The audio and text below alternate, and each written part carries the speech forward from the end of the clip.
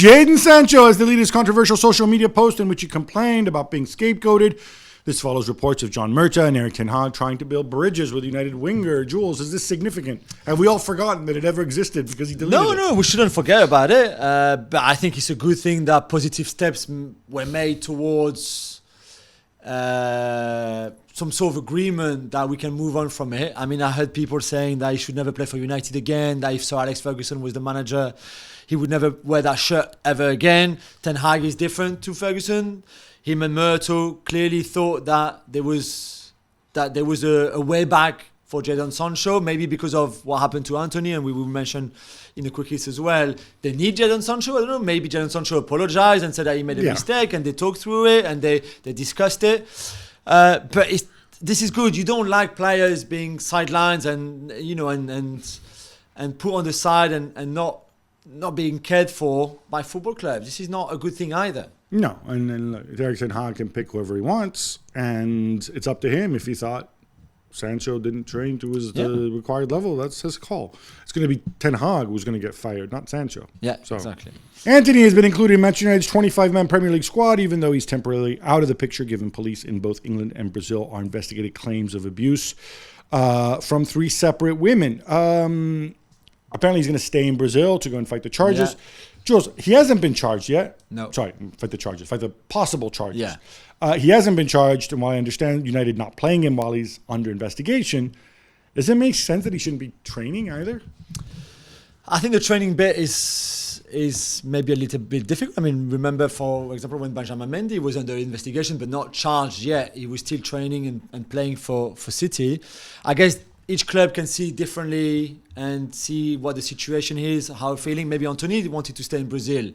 I suspect that may be the case. Maybe the case, and you would understand that as well. So I'm sure he's going to train. We'll have a training program to do in Brazil on his own or with a fitness coach.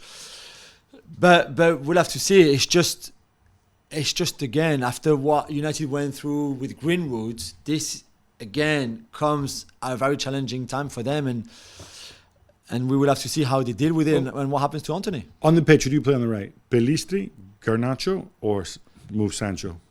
I don't know. I saw Pelistri the other day starting with Bielsa's Uruguay and doing well. And I did wonder, why hasn't he been given a chance? And I'm not saying that you should start him at the weekend and then see and giving a few games.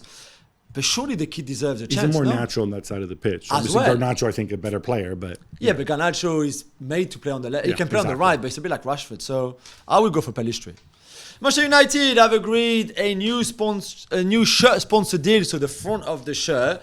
No more Team Viewer, Gabby, but Snapdragon instead. Are you going to run out now after the show to buy some Snapdragon as a result? Yes, they have some on my corner shop. Why is Snapdragon? A drink? No, it sounds like it, right? It's like Prime Snapdragon. No, Snapdragon is the name of an ARM chip that Qualcomm make. You know, the computer chips that fit into your computers. Now, nobody actually buys computer chips. They come pre-made. This seems to me another like B2B sponsorship, which I don't really understand.